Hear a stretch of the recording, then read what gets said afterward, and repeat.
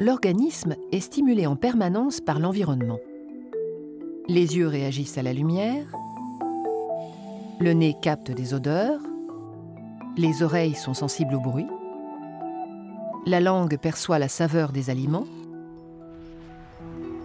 la peau est sensible à la température et son contact avec les objets permet d'identifier leurs caractéristiques. Ces organes sont associés à nos sens. Ce sont les organes sensoriels. Quand un organe sensoriel est stimulé, il génère des messages nerveux. De nature électrique, ces messages se propagent depuis les organes sensoriels vers le cerveau ou la moelle épinière. On les appelle messages sensitifs afférents.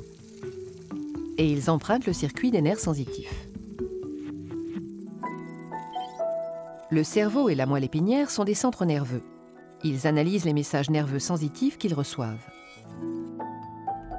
Selon l'organe sensoriel qu'il a généré, un message nerveux sensitif arrive à un endroit précis de ces centres nerveux. Par exemple, les messages issus des yeux arrivent dans la partie arrière du cerveau.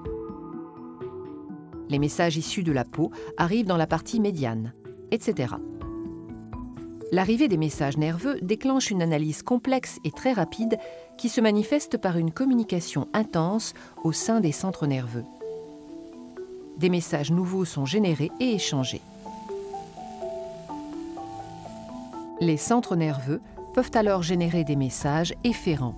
Ce sont des messages qui empruntent d'autres nerfs et qui transitent jusqu'à certains organes.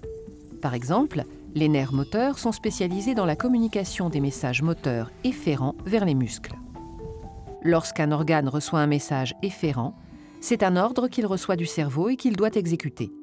On dit que c'est un organe effecteur. Ici, un muscle reçoit l'ordre de se contracter.